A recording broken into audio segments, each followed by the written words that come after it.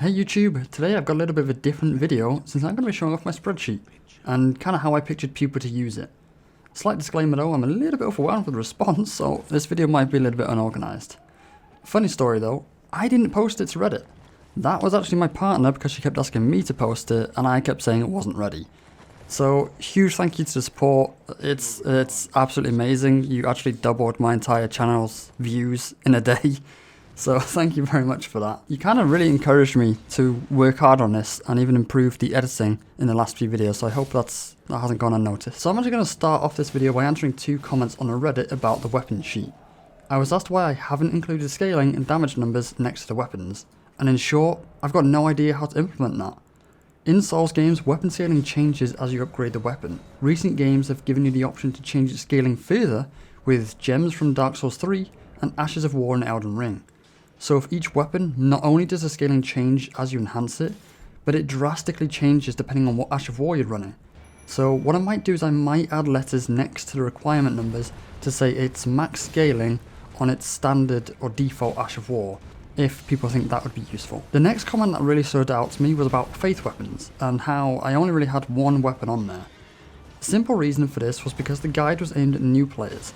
And what I did is I crawled through tens, if not hundreds of articles online, compiling every recommended early game weapon, as well as my own recommendations from my own playthrough. It's just kind of a coincidence that there's apparently not many faith options. However, I've recently added the Golden Halberd to the list, and I intend to do more scouring through articles, guides, wikis, and maybe even in-game myself, to try find more early game faith weapons. It kind of doesn't help that I've personally never run a faith build in any Souls game. So, what is this spreadsheet? It's meant to be a rough step-by-step guide with video instructions tied to each step of the way. There are and will be video guides for runes farming, boss guides, weapon upgrading, weapon locations, as well as talismans, armors, shields, and spirit summons. But this game is huge. This is going to take a lot of time. Elden Ring kind of took the internet by storm, and with that came a lot of new players into the Souls franchise. And as someone who has played every single one of them since the Demon's Soul release on PS3, except Sekiro, just need to put that out there. No reason, just literally couldn't afford it when it got released and never went back to buy it. But because of this, I felt like I might have been able to help the community out a bit. Another huge discussion on the Reddit thread was about the use of mimics tier post-nerf. I stand by my guide and say it's 100% worth it, and I'll give a few reasons for that. The first reason is because of how early you can get it. Theoretically, you can get it before fighting any boss in the game, excluding Radahn, since you can get the Radahn festival to start by activating the lift. Since I'm trying my best to keep everything spoiler free or minimal spoilers, a lot of the video might come across vague, but those of you who have done this should understand what I'm talking about, and those of you who haven't will hopefully understand when you get to that point. On top of that, for certain builds, Mimic is extremely powerful. If you're running Blood Loss and or Frostbite, the Mimic will assist in applying these much quicker. The Mimic is also a fantastic meat shield and comes with its own Estus, though I believe it only gets one use. I am not a mage fan, so I've not tested how its AI deals with a magic build, so perhaps there are better options for magic users. Lastly, there are actually more than enough upgraded components to upgrade several elite or legendary spirit ashes per new game. So, onto the spreadsheet itself now and how I pictured people using it. You should start on the guide page, and with step 1, go and check out the weapons list.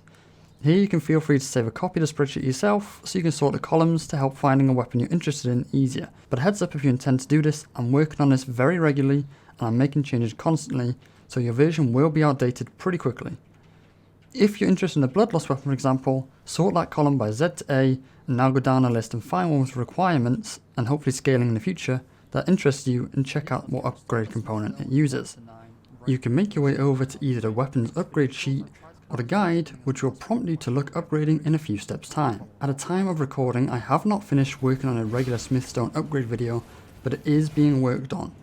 If your weapon requires a boss to be killed, for example the Bloodhound's Fang, I'd recommend skipping this step for now and going to complete the early Souls farming video first. This will give you some early levels to help take down the boss. As someone who actually chose the Bloodhound's Fang for their run, I actually farmed a Grave Scythe and got it to +6 very easily to deal more than enough damage to take down the boss. From here you can follow the upgrades video and work towards maxing your weapon. There's currently no contents page or any key page or anything like that for the spreadsheet. Most of it's pretty self-explanatory, However, so people can see roughly what I'm working on, if you look at the last two columns, you'll see link and check. If the check has been ticked, that means it's been recorded. However, if there's no link, that means it's not been edited yet. If there is a link, that means it's finished. However, some videos actually unlisted. And if that's the case, well, that means you're early, and I thank you very much for the support. The video is not ready to be live yet, but Spreadsheet users actually get access to it early. So head on to the description, check out the spreadsheet. I've tried to include links within the guide to any part you might need to go, whether it's a video or a different page in the spreadsheet. Hopefully it's all easy for you to follow, hopefully it helps somebody out there, and let me know if it does.